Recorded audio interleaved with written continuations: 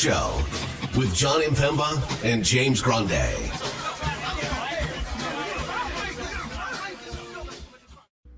What is going on, FANation? John Impemba here with James Grande. Welcome into the Fantasy Alarm NBA DFS Playbook Preview Show. Today we are looking again at the DraftKings 6-game main slate. You got 8 games over on FanDuel for those of you who are playing over there. We appreciate you all tuning in with us here today. It's a pretty interesting slate.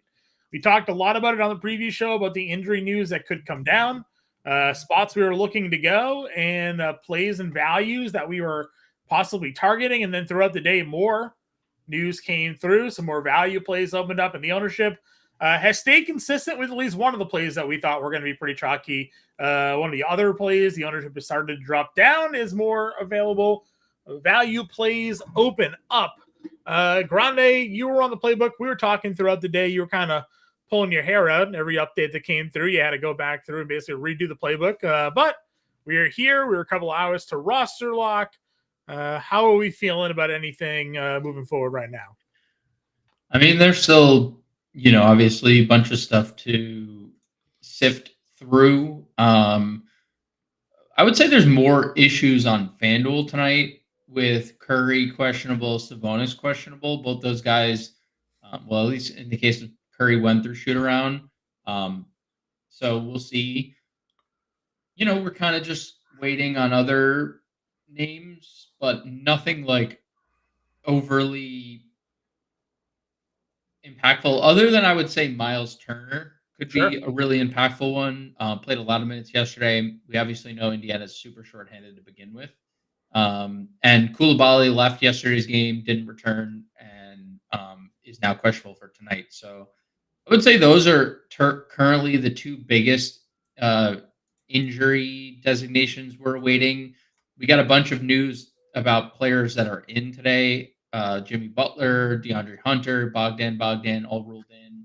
Did get some pretty critical news on players that are out. Terry Rozier being one, Yusuf Nurkic being another, Jaime Jaquez, Ben Shepherd. Although you don't think of Ben Shepherd as a key piece of news, he is out. He's been starting and obviously playing 20 plus minutes a night. So there's been some key ins and outs. We'll still get more. We're still waiting on, a lot of the stuff from the fallout of these ins and outs. Who's starting, who's not. And that's going to shift a lot of the ownership because, you look at ownership and the field is projecting specific players to start. Anytime that happens, usually, or doesn't happen, we usually see a large shift in ownership. Currently, the second highest rostered player of the day is Josh Richardson. Yeah. Right? That is fine. And I mean, not to say that Josh Richardson isn't in play if Josh Richardson isn't starting, but I think a lot of the field thinks that he is starting. So that's why we're seeing the ownership where it is. So a lot to shake out specifically, with how some rosters and lineups are handled. The Suns as well, with Nurkic being out. Do they go back to double big against Orlando, who doesn't really run double big lineups? So there's a lot still to break down, and we're going to walk you all through it now. Yeah, we appreciate everybody who is tuning in. You want to hit that like, that subscribe, that share button. Cam the Man popping in early. Jeff P saying new week, new wins. I guess our guy Icy Through You popping in as well. Cam the Man pointing out we are very close to 8,000 subscribers on the YouTube channel. If you're watching over on X, I just posted a link to our YouTube channel. Go hit that subscribe button. Not only get us to 8,000 subscribers, but also get notified whenever we go live. We do a preview show each and every night to get you guys ready for the next day's slate. And then, of course, we come live here at 5 p.m. Eastern time to break it all down for you and get you ready for roster lock. So any and all support certainly is greatly appreciated, and it is a free way to show us the love here just by hitting that like and subscribe button. Yeah, man, like I said, it's going to be pretty interesting to see where we go. That news, we've come through here today, obviously making some impact. We had the Joel Embiid news. We'll talk about Jared McCain. You and I were a little bit surprised that after the Embiid news dropped that, McCain wasn't getting, I don't think as much love as we initially would have expected. He is slowly moving up the ownership rankings as we get closer to roster lock. I think maybe because more people are starting to pay attention and build some lineups like, oh, right, there's no Joel Embiid here. This guy has been an absolute beast. So we'll talk it all through here. We'll start off at the point guard position.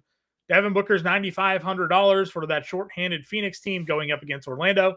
We have Cade Cunningham in a ridiculously good spot, big pace up spot for Detroit here against Chicago at $9,300. We have Dame coming off, expected to play, dealing with that concussion protocol, $9,200. You got Brunson at $89, Halliburton at $8,200. We'll stop there, talking about the top 5 point guards here tonight. I wish Phoenix was in any other spot imaginable, but alas, they're not. Because I would love to play some Devin Booker, and I'm not saying it's not viable. He obviously has a crazy high ceiling. Hey, man, he took 29 shots and played 40 minutes against Minnesota. I know there was overtime attached. Or was there overtime? No. Regulation. Randall just played. Winner in regulation. But, 40 minutes and 29 shots is realistic of an expectation. The Suns are down 3 starters. It's just obviously, Minnesota's defense isn't as good as it was last year. At least the numbers suggest that. Right. Orlando's is. They're second in basketball in defensive rating on the year. So not the most appealing spot, but if you want to play Devin Booker in a tournament, this is probably lower owned than you'd ever get Devin Booker by himself. Yeah. Like ever. So if you want to play Booker in a tournament, that's perfectly fine. I was surprised to see Cade lower owned earlier in the day. I even, wrote it in the playbook. Jaden Ivey was the higher owned of the two. Right. That is no longer the case. Cade has usurped him there. So that's not surprising. He was super popular last night in single entry. He's going to be super popular again in single entry tonight. The dream scenario for opponents, the Bulls are number 1 in pace. Detroit is 25th. They are also bottom 10 in defense. So by all means, all systems go for Cade Cunningham at 93. Indifferent about Dame coming off a concussion. Obviously, they need to win. Obviously, he has a high ceiling. And I think if he's off the concussion protocol completely, like you're assuming he's ready to go full complement of minutes. So tournaments, a little indifferent about Brunson. We know he's going to play mid to high 30s minutes. We know that there is a ceiling. When he had 38 fantasy points in a game, he made 3 shots, and it just goes to show you, what he is capable of. And it's a great spot. So if you want to play Brunson, you can do it.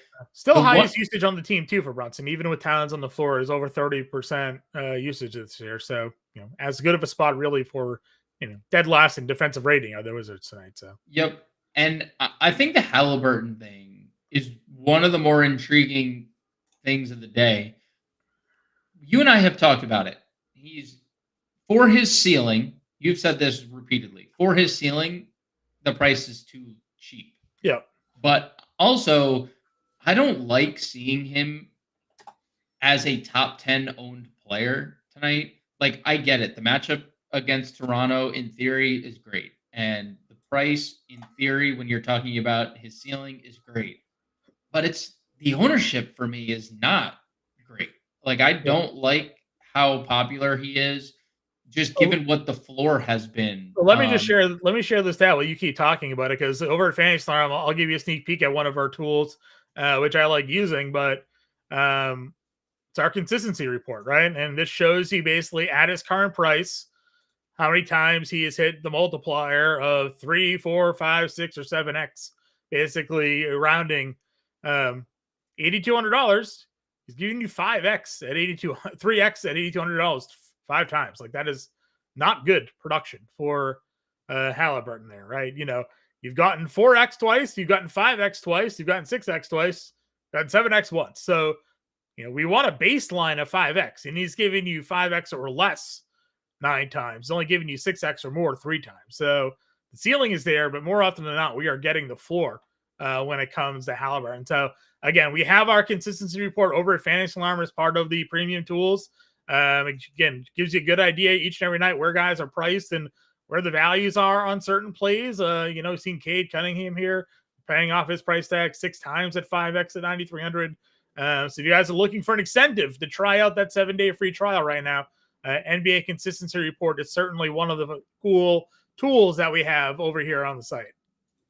Yeah, I mean, I think that report just kind of sums it up because he obviously has a ceiling. But if you're telling me that half of his games have resulted in not even getting back to 5x and the field is on him in as a top 10 owned player of the night, then I'm just kind of moving on and getting to cheaper options. And I think right away, like my mind, someone I wrote up yesterday and someone I'm going to I wrote up again today in the playbook is Van Vliet. Like Fred Van Vliet, for you and I has like largely been someone we've stayed away from Yeah. in Houston, or at least like not gotten to a lot because the scoring has been so inconsistent. But we're now getting like relatively good volume out of Van Vliet attached to made shots, which I think has always kind of evaded him. Probably why he went undrafted. High volume, low efficiency player coming out of the draft at like a mid level school was never a recipe for success, but obviously he's found it. And the peripheral stats have been super elite. This is a great spot. Really, obviously fast paced game, high total. And Milwaukee's a bottom 10 defense. They're not going to allocate their best defenders at Fred Van Vliet. There's a lot more to worry about here for Milwaukee. So I love Van Vliet, and he was super popular last night. The field's just forgotten about him and just like, let me click Tyrese Halliburton tonight. And I'll just take the price discount, and two, the ownership discount, and go to Van Vliet, who, I agree is kind of not being played at all. We have a question here from our guy Michael playing over on FanDuel. Cade and Fox are the same price. Do we have a preference of pick here tonight on FanDuel? That question will get a lot easier if we know the status of Domantas Sabonis. He was doubtful, right? So like unlikely to play today? Yeah, I mean he's unlikely to play. So like I lean De'Aaron Fox. Atlanta on the second leg of a back-to-back. Fox with basically the team to himself. We saw it. Fox, Keegan was terrible the other day. Porter was good. Trey Lyles was really good off the bench. So like there's definitely options. It makes it easier if and when Sabonis is officially ruled out. I would go De'Aaron on FanDuel for sure. Okay. Van Vliet's good. I like the call here. Again, he's been inconsistent for us at times, but obviously the ceiling lately has been there. And that's just sort of the luck of the draw, right? We play spots where he's chalky or in a good spot, and then we see Alperen Sengun go out there and like absolutely dominate, and then Van Vliet, does little. But maybe the recent rotations they've had have also kind of lended towards Van Vliet being a bit more productive when on the floor there. So certainly something to continue to watch for. We get down to McCain here. He's $5,800. He's starting 10 of 17 with Embiid and Paul George on the floor, 38 fantasy points here. Cam the man giving me the shout out. I like McCain 3 slates ago. It's been really good ever since. The ownership is starting to come up. He's like the 4th or 5th now highest projected roster on the slate. Probably shouldn't be too surprising. No Rozier now. We generally consider Rozier to be like a decent on the ball defender. Probably helping out a little bit more of the matchup for McCain now. I guess our one concern has always been the lack of peripheral stats. He did have the rare 10 assist game against Cleveland when nobody was active for them. No George, no Embiid. How are you feeling about him at $5,800 here? I feel quite good. And I think it's a lock and load play on both sides. I don't know if there's like this, bias around Miami and people think that they're like this top 10 defense like they've been in the past. They're ranked 18th in defensive rating. It's obviously hasn't been the same team. And I know Butler's been in another lineup, but like they've had Bam this whole time. They lose Rozier, who's a pretty good perimeter defender. We don't know what their lineup is going to look like, but if it's like Duncan Robinson or Josh Richardson, on both of them in terms of on the defensive end. So I really like Jared McCain here. Without Embiid and Maxey on the floor, he leads them in usage and fantasy points per minute. 31.3% usage, 1.26 fantasy points per minute. That is better than Paul George, who I cover Boyd on today's playbook. We'll talk about why I did that in a second, but the rookie that double-digit amount of teams passed on is the team leader in usage and fantasy points per minute. And, it's a over 100-minute sample with Paul George. This isn't like a 20-minute sample. Paul George has been back for the last 5 games. Right. So I am very interested in McCain, and it's something to be said about like Philadelphia in general. They're missing arguably their 2 best players, and if not 2 of their best 3. Right. So they are 2-10. They have Nick Nurse as their head coach who plays their starters massive minutes. And we documented it on the pre-show when we were looking at rotations. He fouled out last game at 31 minutes with about 5 minutes to go. Yeah. That is 36 minutes that he would have played, because there's no way he comes off the floor in that game. He would have played 36. Close game, Yeah, close game, and he has 29 points. Like, he's not coming off the floor if he doesn't foul out. If he stays out of foul trouble again tonight, no reason to think anything less than 36 minutes is on the table for Jared McCain. I think it's a lock and load. I think he's one of the better plays of the slate. You don't have to worry about just plugging him in at point guard because he has the dual position eligibility. It's kind of a lock and load and like set and forget it, move on with your builds type of night for me. Yeah, I agree with you 100%. Again, it's even if he only scores, that's fine. The way he's scoring right now, be given what the price tag is. Yep. If he was a little bit higher, maybe we would have considered it. But 30 fantasy points is 5x at 6K. So even if all he does is what he's been doing, happy to have it there. Drum saying he can't see Richardson as a viable play with Butler back. I mean, listen, I am not excited about the idea of Richardson either. I think Field is mostly just getting to him due to the price, right? And we'll talk about him because he's at point guard. He's $3,700. I would much rather, for a little bit more money, just play TJ McConnell. I think we're all going to be playing TJ McConnell tonight. We talked about it last night on the show, and I think we surprised ourselves a little bit, maybe confirming our suspicions, but still seeing it actually play out. When on the floor, TJ McConnell has the highest usage rate on the Indiana Pacers. He knocks everybody down. Mathurin is second highest at like 23%.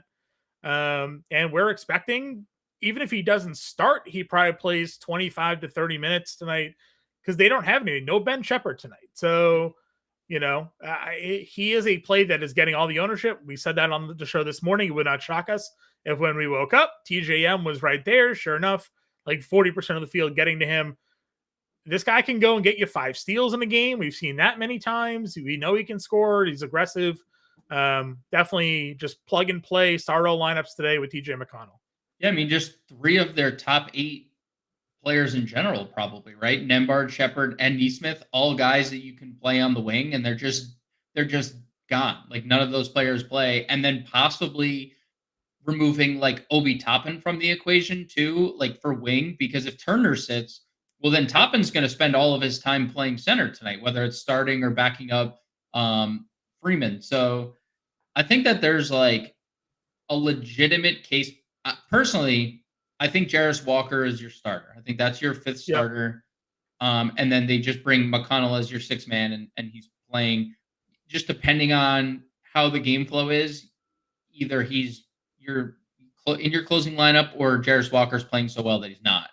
But either scenario, you're getting mid-20s minutes from TJ McConnell, and any single time that you can say TJ McConnell's getting 20 minutes, he's just in your player pool, and he's going to be popular because he is he's an elite fantasy producer. And I think to what you said, John, and like circling back to the Halliburton point, what makes us any more confident in Tyrese Halliburton if TJ McConnell's playing on the ball or is in there? Like if TJ McConnell were to start tonight, wouldn't that make it so much worse for Halliburton? Because McConnell's often the guy on the ball. So I love TJ McConnell at 41. I'm eating chalk TJ McConnell tonight, and I understand why if he doesn't start, you'd have reservations, but he is such a good fantasy point per minute player, and we don't get to often use him because we don't know what Rick Carlisle is going to do. I guess technically we still don't because, Rick Carlisle, we often call the mad scientist. He's been given like Quentin Jackson minutes, and Johnny Furphy, the rookie, could play some here, and like none of that would be surprising. But with how shorthanded they are, and even potentially can be if Miles Turner were to sit, it's kind of a lock and load for me. I'm starting builds with McConnell at 41, Yeah, and just I'm kind of with you there. And again, sure, if he only ends up playing 25 minutes or 23 minutes, we assume he's playing over 20 because he played 23 in that last game with the injury that went down and whatnot. Shepard left that game. Connell came in, and you said he basically played the rest of the game, played the final like 16 minutes. So our just assumption here is that we're getting over 20 minutes from McConnell, but he's paid that off playing 18 and 20 minutes this year. So even if he only plays his usual spot, like that's probably where we end up going. Rolly, I see your question there. Better value of Isaac or McConnell. I mean, we'll talk Jonathan Isaac this morning. The first ownership run was exactly as we predicted. It was McConnell. It was Isaac. They were far and away the ownership leaders on the slate. As more value has opened up at the power forward position and center positions today, not surprisingly, all of the Isaac ownership has basically dissipated. It's down to like 15%, 14%, because there's still the inherent risk with Jonathan Isaac. We don't know how many minutes he's going to play. We're hopeful of the amount of minutes that he plays. So I think there's, certainly some risk. I would rather play McConnell over Isaac, and then Cam the Man sort of the same thing. I'd rather play Yabu over Isaac if I was picking, between the two. Now Yabu's got to deal with Bam, and that's certainly a tough spot here. But just there's more guaranteed playing time with both of those players, where Isaac could go out and play 16 minutes tonight because that's just, what happens. Do we know if Orlando's on the front end of a back-to-back? Like, have we looked at tomorrow's schedule? Like, that could be an indicator of the Isaac minutes right there. So, yes, no, they have the back-to-back Wednesday, Thursday. I know they had a back-to-back at some point this week. and so maybe they play Isaac the minutes tonight, but he's certainly risky. I'll say if you're making multiple lineups, sure, like throw Jonathan Isaac in and get some exposure there. But a little bit less bullish now that there's more options here. So we'll hit power forward and center in a moment here. Let's kind of over to shooting guard. Obviously some repeats of guys we've mentioned, but we do have Tyler Hero. He's $8,000. They've lost some players in that rotation, but now they're adding back Jimmy Butler. Duncan Robinson's obviously been playing a lot. We know that he is a guy that likes to shoot and shoot a lot of threes. Where are you now with an $8,000 Tyler Hero on this slate? Yeah, I mean, I said it to you last night that I was indifferent until we knew the status of Jimmy. I don't know if I'm going to get here. I think I just prefer like the tier below. You can always play Tyler Hero. He has a ceiling. He's been making a lot of threes. In games where he makes a lot of threes, he has a massive ceiling. We've seen it now like time and time again. But 8K is different than we've paid. So tournaments is fine. I like Zach LaVine in tournaments quite a bit. Any game that they've been competitive in and he shot well, we just know the ceiling. And that's what I think Zach LaVine garners ownership, because you do know there's a really high ceiling. The minutes are back. The volume is back. The peripheral stats are very up and down, but he is good in both those areas. I mean, 9 rebounds and assists per game. If you get the 30 bomb, then LaVine can break a slate. So I like him in tournaments. I like Mikal Bridges has actually been playing really well. I think he's very safe. I think the Knicks as a baseline is safe, and then like Towns is the guy that you want if you want the ceiling. I think Ben Mathurin is a great play. I think that was such a sharp play if you were playing on FanDuel yesterday. Because recency bias, right? He played 29 minutes against Miami. He stunk. Everyone's like, "Oh man, of course I play him on this." 12 more Go right rebounds. back to the well. He is that's the player that we're getting like on a nightly basis, where he's a 20 and 10 guy playing small forward, and the likelihood he'll shift obviously a little bit if Jarris Walker's the guy starting over McConnell or whatever the decision they make is. His position will shift a little bit, but he is just a good rebounding guard. And I think we're going to largely see Davion Mitchell, who's Toronto's best perimeter defender, guard Tyrese Haliburton. Like I don't think Mathurin sees much of Davion. No, he probably sees Agbaji. He's a decent 3-and-D guy. Grady Dick. But... Yeah, I don't think that's like nerve-wracking at all. So I like Matherin. I like Jaden Ivey in tournaments. I was actually surprised to see again how much ownership he was getting versus Cade earlier in the day, and that's leveled out. But he has a I very mean, high wasn't this ceiling, the player and it's we another. were expecting for years? He was just in the doghouse Yep, of who was it? It was Casey? Was that who? Bickerstaff? Bickerstaff, Yeah, Bickerstaff. Well, yeah, well Casey yeah. at first, and Just then like he just like Bickerstaff second. couldn't get Never on the ending. floor for whatever reason. But now, like we're seeing the Jaden Ivey capable of playing next to Cade Cunningham, while Cade's having one of his best. Or he has Yeah, okay. Bickerstaff now. Sorry, Bickerstaff now. It was Monty Williams. Monty There it was. Williams Yeah. last year. So like I said, he's playing out of his mind. He's playing next to Cade, who's having a superstar season. Great to have these guys bat 40 in 2 of the last 3. I'm with you there. If you want to get down to some Ivy, who you've liked now for a little bit here, certainly can take advantage of that. Not going to really go to the Toronto guys. I'm sure this is a spot where like Grady Dick gets it back and knocks down like 8 threes. Yes. Nobody is going to play 100%. him today. And there, Yeah, but do you think once ownership actually comes through, you think I so? do. Yeah, because I think with if Turner gets ruled out, I see more people playing Pirtle and Barrett than playing Grady Dick in this one. I think that there's a couple things in play, and it's something that you and we talked about in the pre-show. The minutes haven't gone anywhere. The volume for shots haven't gone anywhere, right? Like those two things haven't changed. The makes have just kind of changed. I mean, 3 for 12, 4 for 17, 7 for 20. Like those are obviously not good numbers. So like in that instance, you can say, yeah, he hasn't shot well. The peripheral stats stink. Like they're not consistent at all. But he scored 32 in a game 3 games ago, and obviously 16 free throws, a little bit of an anomaly. But 38 minutes and 20 shots in that game too. I get it. What you're saying, in theory, like that ownership could just go away, and ultimately it could just all go to like Jared McCain a little bit because I prefer Jared McCain. But small shooting guard, small forward eligibility check, like good matchup against a middling defense, middling team and pace check. Like the total in this, there's a lot of good things in the Toronto camp. Like they just don't have a lot of active bodies either that they use. I think for me, if you realistically look at his numbers here, take out the 14 of 16, and I know you can't take away, right? He got the 16 free throw attempts, but he has not been a big volume 3-point shooter, or free throw shooter rather. 15, 21, 20, 45, 21, 19 fantasy points, and like 5 of the last 6. He's largely been a bad fantasy play over the last week or so, with the exception. A couple of those factored in with Quickly, by the way, but the first two were with Manuel Quickly. You know, he hasn't really been a great shooter this season. He's only shooting 30% from 3 as it is. And listen to me, I was all over Grady Dick early in the season, right? Like we were playing him a lot, but now the price is kind of jumping like this. I know it's coming back down, but I don't know. I'm a little taken off.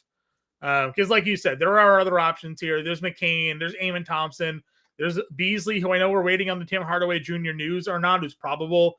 And they came out just now and said he will start if he is active tonight. But that even makes THJ kind of an interesting play because he was pretty solid while, getting the minutes that he was getting. So kind of my thoughts on Grady Dick. Again, I understand that we're getting like 16% right now showing. I'll be interested to see if in an hour it's still there. But if it is, like, I'm happy to kind of fade that.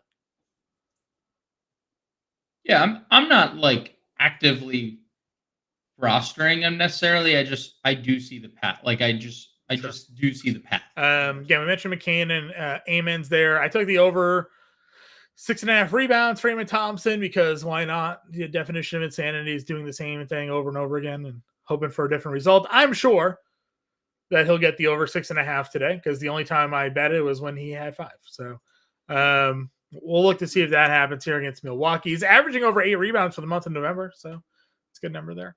What else are we looking at shooting guard? I think there's a couple interesting values.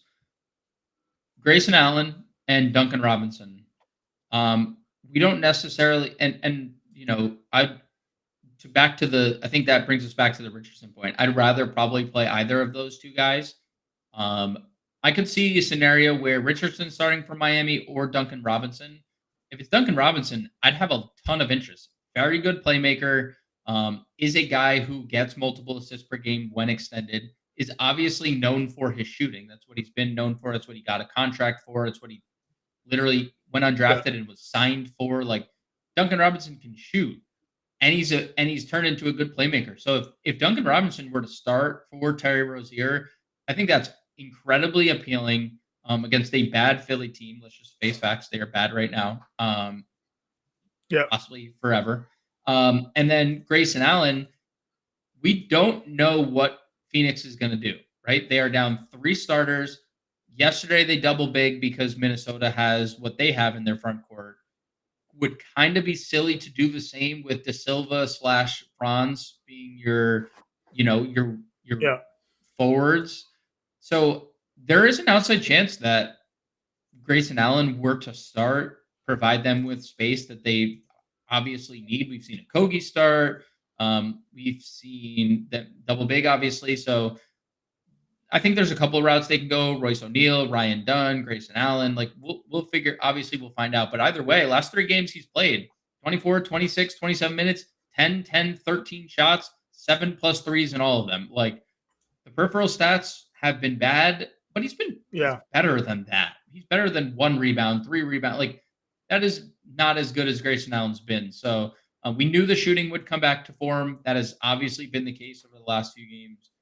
So I think if we see Grayson start, it's a lock and load. If not, he's still in play. We won't know. But same. I had the same feeling about Duncan Robinson. If Duncan Robinson were to start, I'd have a lot of interest. Small forward.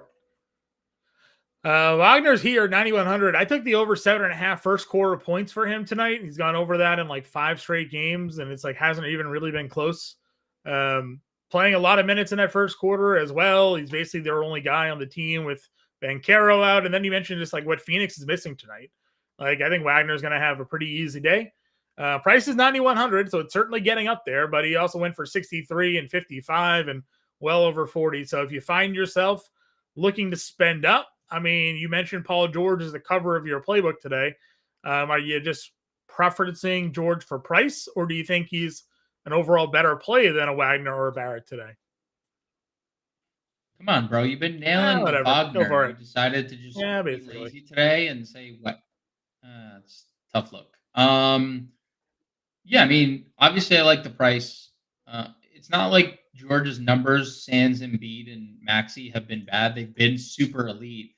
And I think you look at the situation, he just shot the ball poorly against a good Miami or a good Orlando defense. And Miami is, again, 18th in defensive rating.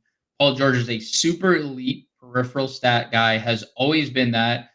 The volume's going to be there. He's only like a few percentage points under McCain in terms of usage. His usage rate's still over 30%. He's still well over a fantasy point per minute without Embiid and without Tyrese Maxey. He's been great per minute. It's just you wouldn't think so because Philly's just kind of been bad. And but now there's like, all right, there's a clear path to him and McCain just taking 20 shots or just being primary everything for them, especially with the move from starting lineup to the bench for Oubre, and now they're playing with like Lowry and Caleb Martin who don't shoot, and possibly like if Drummond's your starting center, well then like they have 3 guys that are not like creating a lot of offense for everyone else. So this is a really good spot for Paul George to do everything that Paul George normally does while having that, game that he had against the Knicks where he's scoring well into the 20s. So I look at Paul George as one of the better GPP plays tonight. No one's getting there. And I think like maybe people forgot what Paul George is as a player because he just has been on like a minutes restriction, and Embiid's usually there when he's there. And like none of that's the case anymore. There's no Embiid, there's no minutes restriction. They have to win games. And Nick Nurse is head coach, and this is a 10-time All-Star. So I think Paul George, especially on FanDuel, he's like 7,400. That's just a very stupid price tag personally. So yeah, I'm all in on Paul George. I don't have a problem getting to Franz Wagner. I think he's great. I don't have a problem getting to RJ Barrett. I think RJ Barrett's great. 32.5% usage rate with no Scotty Barnes and Emmanuel Quickly this year. Great. You want to play him? Has a massive ceiling. I think Paul George is being completely disrespected in projections. I think he's being completely disrespected in ownership. And I wouldn't be surprised if end of the night, Paul George has a 60 ball. And I'm like, yeah, that's Paul George. But team to himself, Paul George. That's what he can do. What do you think Jimmy Butler gets out of here tonight? Obviously, he has missed the last couple of games. We've seen good, we've seen not so good for him this year. Earlier on in the year, you were pretty bullish on Jimmy Butler coming out and just sort of being that dude he was for a bit. What do we think we get out of him tonight? I would say he's probably playing full minutes. No Rozier helps. No Jaquez helps. He probably is. I sent you a message from a Heat beat writer that is suggesting Jimmy's just going to start and then play with the second unit as well, which I mean, that second unit without Jaquez is just not very good. So you can see him just absolutely dominating the ball in that unit if that ends up being the case. So yeah, I mean, I like Jimmy. I'm a little indifferent. I like the price, 7,500. He has a very high ceiling. Josh Hart, as we know, always capable of kind of going off and giving you good production there. $7,400 feels a bit, getting a little bit too much, but we know he can give you the 40 fantasy points. You work your way down. You mentioned Levine already. Matherin, you got OG Anunoby at $6,400, who's been coming around and playing some good ball lately as well. The Houston guys are down here. Royce O'Neal, what do we think happening as we work our way down small forward? Yeah, I think the Knicks are just safe. Josh Hart played all but 2 minutes yesterday. So he doesn't have to be a fantasy point per minute guy, if he's playing 46 minutes. He could just be 0.9, or he's right around 0.9 without McBride this year. And that was a test. McBride out, Tibbs didn't trust anyone and just played the starters 40 plus, right? And in Josh Hart's case, 46. So I think he's great. I think OG is great. In terms of floor, you'd have to go back to October for the last time OG didn't give us a 30-point fantasy game. So I think there's a lot of safety attached to him against Washington. I don't really have a lot of interest going down. Eason and Thompson are always in play for tournaments. They have massive ceilings and are always live. Thompson, if he's playing well, always live to take Jalen Green off the floor. Eason, if he's playing well, always live to take Jabari Smith off the floor, right? If Green's playing bad and Thompson's playing well, their minutes are going to flip-flop, and then same could be said for Eason and Jabari Smith. Wouldn't be surprised to see Royce O'Neal start. A little indifferent about the price. I guess the one thing we'd have to look out for here for Washington is if Coulibaly sits, I think Keyshawn George is probably the most likely to start, right? That would probably be my opinion.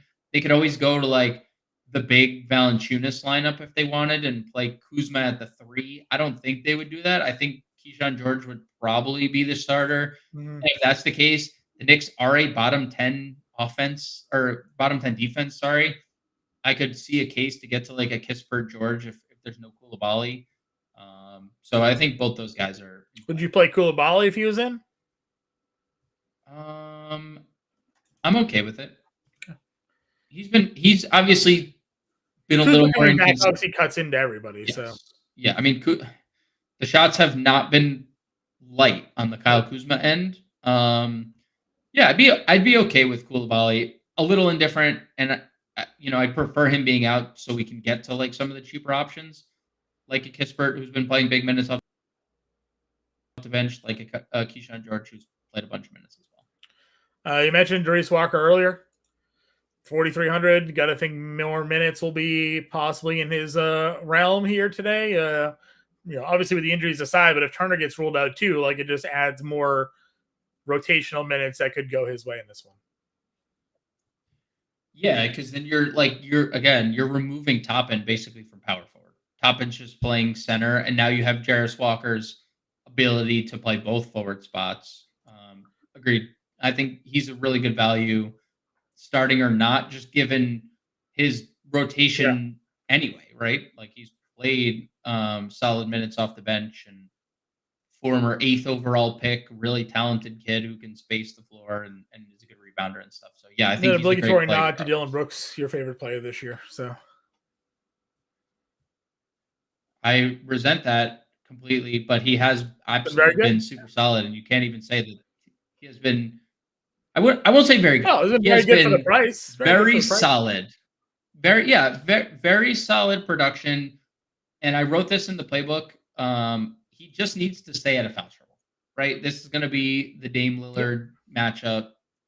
Possibly, like at times, Giannis. I doubt it, but they do that with Wemby when Wemby Brooks exclusively plays against Wemby, and I'm assuming there's a Yeah. strength difference there between Giannis and Wemby, but he just needs to stay out of foul trouble, and he'll ho hum 33 minutes and 24 For fantasy. our FanDuel friends, obviously they have Hawks, Kings, Warriors, Clippers.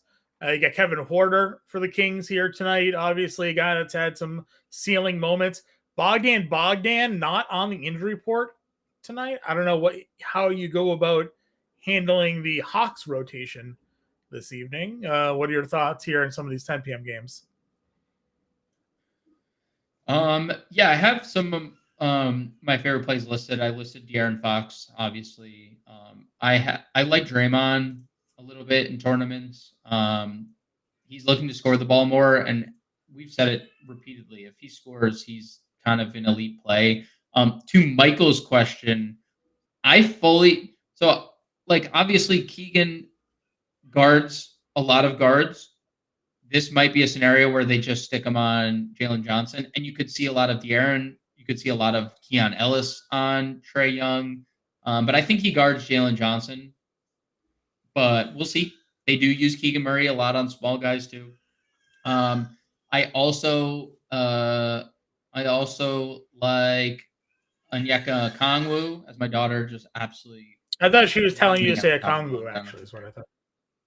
Yeah, Okongwu is, it's not something that I think anyone can ever predict whether or not he is going to be um, the guy who gets extended, but he has played extremely well. So back-to-back double-doubles, 25 minutes in 3 straight. In terms of Bogdan, I have little to no interest. I get there's a revenge narrative here. I get that, he's not on the injury report. He I was also gonna has say, do you played feel one like a little game this year. surprised all of a sudden get And the full go, not even like a probable or like a questionable, just like yeah, he yeah, had been practicing. So they had send him to the G League, and he had practice with them. So like the expectation was he'd be back soon. The sudden hey, I'm back thing is a little surprising, but I can imagine it's anything worth rostering. 4,500. It's not yeah. even like it's like any type of discount really. This is the healthiest the Hawks have also been in quite some time. So little to no interest there. The Clippers are like a really unappealing team on that 10 p.m. slate as well for those FanDuel players. It's going to be a lot of Kings if you're playing FanDuel tonight. A lot of Kings because we're just running Yeah. back Trey what they Lyles had and the other Darius Walker. $100 difference on FanDuel. night. Probably if both are starting, And Lyles is gonna play like 40 minutes, right? So probably it's probably Lyles. I think Walker has a higher ceiling, but I would be more confident in Lyles moving power forward. forward Giannis, 12K gets Dame Lillard back. Not sure that really matters all that much, but he is $12,000. No. Wagner, we talked about Barrett, George, a lot of the usual suspects here until you get down to Siakam and Kuzma. I guess when it comes down to your overall spend ups today, I mean, you see the board. It's Giannis, and then it jumps down into the 9K tier. So, are you prioritizing Giannis at home against Houston tonight? Where are you going with your money? So it is interesting to see him not being really rostered, right? Because there's a lot of value being rostered, and not a lot of people are going to Giannis. And I think that's always something that we harp on when stars are low owned. that's what can separate you in a field. If Giannis goes for 80 tonight at 15% rostership or Yep. 10 to 15, whatever you're playing in, will you have a leg up on the field? Because there's no shortage of value. There's value in Indiana. There's value in Philadelphia. There's value like Mhm. in Phoenix. Like there's a ton of value. So yeah, I mean, is he a priority of mine as of now? No. But it is super appealing when you see one of the best players in the league not being rostered. It's just the 12K price, right? You need a 60 fantasy point ceiling. And he's going up against a really good front court in Houston, just in general, a good team. Houston's won a bunch of games in a row. They're like third in the West. And that's a scary proposition. I don't think it matters a lot of the times when like stars can just be Yeah. stars. They could beat anybody. And we've seen that repeatedly. But obviously 12K makes you think, and the matchup isn't the best. I think Dame doesn't necessarily change my opinion on Giannis because he's at the end of the day, Giannis is going to lead in usage, lead in shots, lead in peripheral stats. So if you want to get to Giannis, by all means, you get a low-owned version that can smash in any matchup. This is a tough spot. It is a healthier team than it's been. But yeah, I mean, I'm not going to ever stop you Right. from playing Giannis, right? I mean, Yeah, I'm with you there. And there's enough volume again where I've played around with lineups tonight that get me Giannis and Towns. Cam the man bringing up Towns here. I mean, I've played Giannis and Towns in a lineup tonight. You can get it pretty easily. And to your point, the Bucks are 3.5 point home favorites tonight, right? So it's not like there's a danger, even though they have a bad record, going up against a 10-4 Rockets team who just blew out the Bulls last night.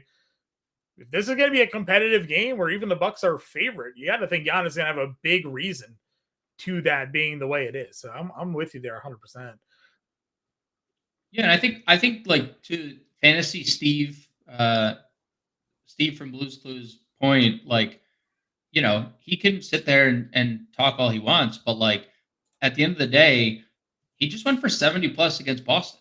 Who do we think has been the better defense over the last year and a half between Boston and Houston? I'm not saying Houston hasn't been good this year or hasn't been better, I guess, defensively, but like why are we so sure that one of the five best players in the NBA at any time can't go for 80? I feel like that's kind of like you're not expanding your mind enough to think like, oh, just because it's a tough matchup, I can't play this guy. No, that's I feel like you're crossing a player off for like Yeah, there's the obviously a wrong little reasons. hyperbole there. Like we're speaking in, you know, ceilings a little bit, but I mean, yeah, Yeah, if yeah. if Like I if he mean, but goes, it's right? not out If again, not out of the realm of possibility. He goes for 70 like he's gone numerous times this season, so that's fine. And yeah, Scott, again, we've touted Houston plenty of times this year. They just blew out, like I said, Chicago last night. But Milwaukee is considered a home favorite tonight. So, like take that into taking some considerations there as well with a 224.5 game total. They're expecting points to be scored and Milwaukee to be a favorite in this one. So again, working our way down. We've talked about a lot of these guys here already. You have Siakam at 72, feeling like a good price tag, though. Again, he's another one that's taken a little bit of a usage bump down with TJ McConnell on the floor this season. Kyle Kuzma, $6,800. Some of these other guys we discussed, Toby's pretty safe at 63. What are we looking at the mid tier here? Siakam's getting a lot of love today in ownership land. They People do. love a good narrative, John. That's what I've come up with. And I said it to you. Aside from the narrative, like it's a great matchup and it's a great price for Siakam. Yeah, it just hasn't been like great lately, but obviously, that's lowered the price. The minutes have still been great in competitive games, and they could be, and they are super shorthanded, and it could be worse if there's no Miles Turner. So completely understand why the ownership is there. On Siakam, really good eligibility too, power forward center, so you can play him in multiple spots. Kuzma in tournaments is fine. OG, we talked about. The Knicks are fine. Tobias Harris is just super safe. If you want 30 fantasy points baked into your lineup, that's what you got with Toby. What do you think? Like we hypothesized last night that Yabusele would play over Drummond. Now, like they need to decide like who's starting. Do you still like? There's a chance we get Yabusele starting, right, Yeah, over Drummond. I still think Like, if Drummond he would start, but it starts, wouldn't shock me if Yabu ends up playing more minutes overall tonight. yeah. I mean, he's been pretty inconsistent with like his fantasy production, but man, he has a really high ceiling. Athletically, he probably matches up I with think Bam he well. Drummond agreed. gives you a little bit more size, but that's probably about it. Yep, agreed. I mean, I think he matches up better for sure. So yeah, I don't mind him. He's $4,600. I liked Pat Williams as well. He's probable for tonight. We can go there, and then we got the John Isaac conversation, which we had this morning. Again, 25 and 22 minutes, so the minutes are certainly in the right direction. I don't know if they would continue to build on the minutes, because if they keep building on the minutes, then we're looking at a close to 30-minute Jonathan Isaac tonight, which would be something. He's obviously been super efficient shooting the basketball. We haven't got a ton of volume offensively out of him. I would like to see more shots in his playing time. He's at least making those shots. He's taking a couple of threes, which we know he can stretch the floor. In his prime, he was always a really good defensive player. You're getting blocks, you're getting steals. The rebounds have been good. I mean, like, there's a lot to like about Jonathan Isaac. We're also a bit partial to him. A couple of years ago, we were heavily touting Isaac, and the injuries have just really cut him down. But it's good to see him healthy. He's been productive of late. He's got this matchup against now a Phoenix team. No use of Nurkic now tonight, which certainly should help some things for him. And again, this morning, first ownership run, he was the second highest rostered player. Now he's way down there. What do you make of Isaac now tonight? Yeah, I mean, I think he's definitely fine in GPPs, but he's has not been the high usage guy. He's been low usage, but he's been well over a fantasy point per minute. He can space. He's very good defensively. He's very active rebounding the basketball. The scoring hasn't been there yet, and I think that was something that we thought would take a leap before all the injuries started. The scoring, I think he's fine. I think there's a lot of guys in this tier that are all look very similar. Yabusele, Chris Boucher is very, very similar to Isaac. Toronto missing Bruno Fernando. Could we see Boucher absorb some backup five run, especially if there's no Miles Turner and Indiana elects to go small? That would benefit Boucher. Jonathan Mobo is someone that was getting a bunch of ownership this morning and still is getting decent ownership. He has flashed a very high ceiling. He's been right under a fantasy point per minute this year. So Mobo at 3,500. What do the Suns do with Iguodaro, who's played 27 and 26 minutes in back-to-back games? He's been fine on a fantasy point per minute basis. So there's a lot of these players that look awfully similar to one another, that you can play and just hope that, because Boucher and Isaac have really high ceilings, but you can't predict their minutes. And I feel like you can, throw Mobo in that same equation. Obi Toppin. I would say Toppin would be super interesting if we end up getting the Miles Turner ruled out news. Super interesting.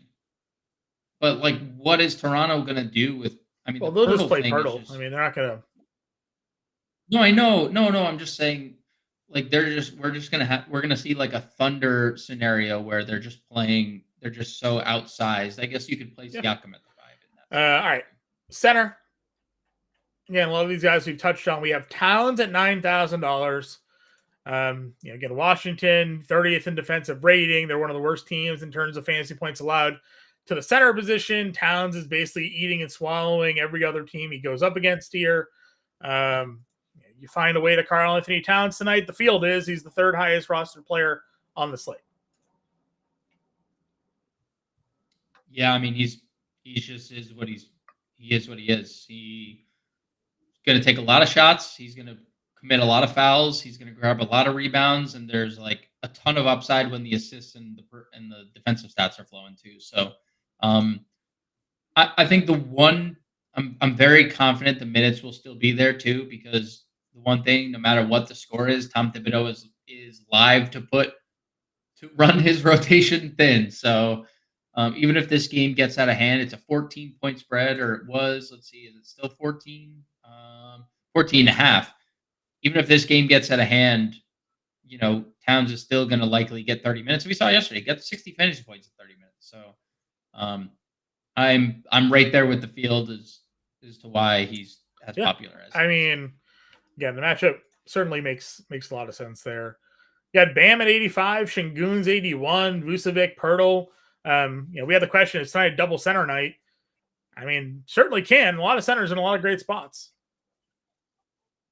A lot of centers in a lot of great spots. Yeah, Bam's a great play. He's been super great, and obviously going from Embiid to Drummond / Yabusele is super appealing. Bam's numbers have not fallen off with Jimmy on the floor at all. Şengün back-to-back triple doubles. I will grant, Brook Lopez, very good shot blocker, pretty good interior defender. So that is worth mentioning. But it's not like Şengün's needed to score a lot. I mean, he has 56 fantasy points in back-to-back games, 45 plus in 5 straight. And in the last 3, he hasn't scored more than 20 because he's so good everywhere. I mean, there's blocks every game. There are steals at times. The assists are elite. He's an elite rebounder. So Şengün is elite. Vooch has been really safe. This is a very good spot. We saw Jalen Duren getting massive foul trouble early last night, and he's going to be too big for Isaiah Stewart after. So like Vooch, he's safe. And then Jakub Jokic, the last 2 games, has been so serious. I mean, 52 and 61 fantasy points, 37 and 35 minutes. The volume has been great. They're just super shorthanded, and it's going to be super interesting what Indiana does when Miles Turner gets ruled out. Like, if Miles Turner gets ruled out, are they going small ball with Toppin, Siakam front court? Do they mix in some Enrique Freeman as so I think everyone hurdling up is I agree with you. appealing. When we're going down into the mid tier, what do we think happens for the rest of the center position? Jalen Duren was somebody that got some early love this morning. Again, sort of the pace up spot, 6,100. There is Drummond. Gogo is getting some early ownership love against Phoenix at 5,100. Plumlee now with no Nurkic is right up there in rostership projections tonight. Looking to spend down at center today. Yeah, you can. I would even say if Drummond starts, there's obviously a 5,600. There is a ceiling there. Hasn't obviously worked out a lot this year, but he is an elite fantasy point per minute guy. When extended, don't hate Goga at all. Lost out on a couple minutes to Jonathan Isaac at the center spot. Could happen again if Phoenix elects to go small. I think Valanciunas is a little bit interesting in tournaments as well. We know the minutes are super capped. Hasn't really mattered at times. Valanciunas has 40 on a couple occasions. There's always a possibility if Coulibaly sits that they go with a big lineup and Valanciunas is starting. They've done that a couple times. So that would be appealing if he were to start. Plum Dog has definitely been solid. He is not going to take a lot of shots, but he's very active on the glass, offense and defense. He's always looking for a lob. He's also a really good passer, always has been a really good passer. So I don't hate Plum Dog at all. Yabusele's there, Boucher's there, Isaac's there, but there's really nothing else that I would. We mentioned Iguodaro. There's nothing else. Let's build a lineup then. Starting obviously McConnell here. There's one. What's the next plug for you? Yeah, Paul George to cover your playbook. So I'm assuming we're going PG here. McCain, Paul George. Play them both. McCain, George. All right. What's the next move? Towns. Okay. 700. Player, power forward, guard, forward, and utility. What are we feeling here? I mean, there's a lot of obviously interesting power forward value. I think that's a clear spot where we'd want to spend down at. You got a preference here? I mean, there's Yabu. There's Walker, Isaac, Boucher. Do you got a? I guess Walker. Just knowing the minutes are probably more secure than everyone. Hit Isaac because my body wanted me to hit that button. Yeah, that's what your body's telling you. Along. 61. We go Matherin. Okay, so we got 3 Pacers. Yeah. Three Pacers. That'd be 6K forward and utility. It's a good mid-tier spot. Yeah. What do we want to do? Is there any other value that we could get to? Maybe allow us to spend up somewhere else. Let's see. 6K. I mean, Grayson Allen, Duncan Robinson range. You could also move Matherin if you want. Let's do Robinson. And then Matherin at small forward. That gives us an 81 util. Şengün, Hero, Pirtle. I mean, I'd be good with Şengün. We don't have Cade in this lineup. We don't have. I mean, we could work it. Let's do Cade. We did switch Cade. You're not playing Cade. Yeah. No, we're not. If we do Matherin here. Let's do this. Let's do Cade. Matherin. Can't afford 27. That. Can't afford it. All right. So go back to Allen then? Or Duncan Robinson? Yeah. And that gives us a 53 forward. Is that Amon? So close. Cody Martin, Kispert, Pat Will, Caleb Martin.